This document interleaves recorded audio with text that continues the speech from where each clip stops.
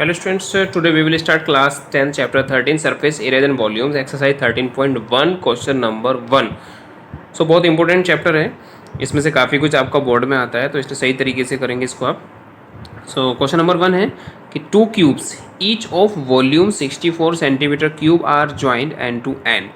To cube हैं, तो इससे पहले आपको इस पहली वीडियो में आपको फॉर्मूलाज बता चुका हूँ। अगर आपको फॉर्मूला नहीं देखें तो पहले फॉर्मूला जरूर चेक कर लेंगे आप।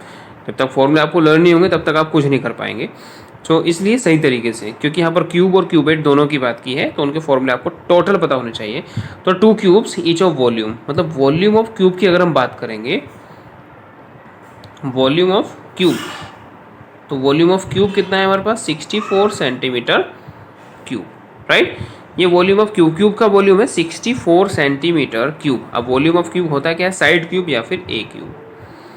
ये है 64, और अगर हमें साइड फाइंड करनी है तो ये आ जाएगा क्यूब रूट 64। क्लियर। अब 64 का क्यूब रूट कितना होगा वो हमें पता होना चाहिए। तो 64 का क्यूब रूट फाइंड करने के लिए हम क्या करेंगे, इसके फैक्टर करने पड़ेंगे।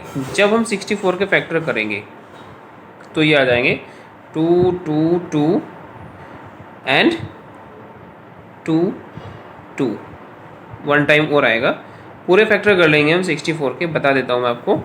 2 से 32, फिर 2 से 16, 2 से 8 एंड 2 से 4, और फिर 2 से 2 एंड लास्ट 2 से 1 हो जाएगा। ओके, तो यहाँ पर 6 टाइम हो गया, 1 2 3 4 5 6, तो 1 2 3 4 5 6।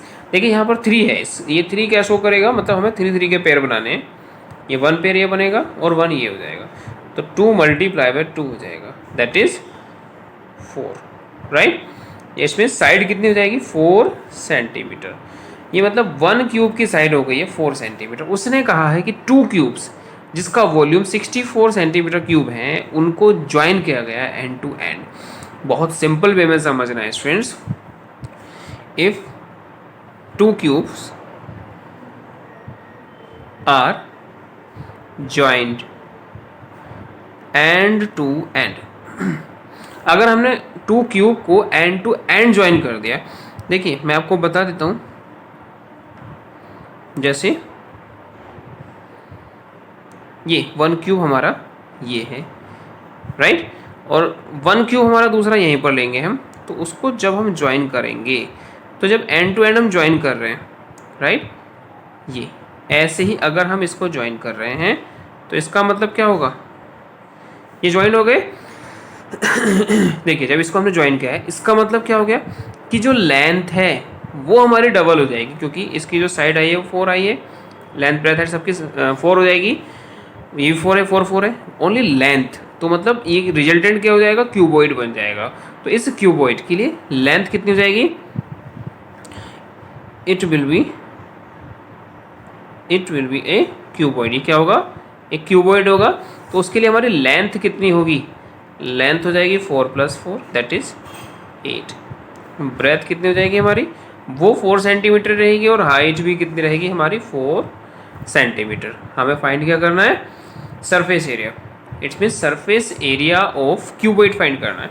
तो उसका फॉर्मूला हमें पता होना चाहिए, सरफेस एरिया ऑफ क्यूबॉइड। जब ओनली सरफेस एरिया की बात करते हैं तो इसका मतलब हमें टोटल सरफेस एरिया फाइंड करना है, सरफेस एरिया ऑफ क्यूबॉइड।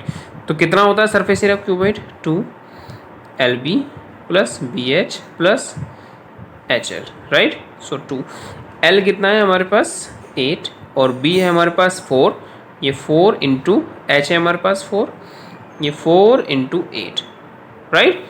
ये हो जाएगा 2, 8 4 जार कितना हो जाएगा 32, 4 4 जार 16, 8 4 जार 32।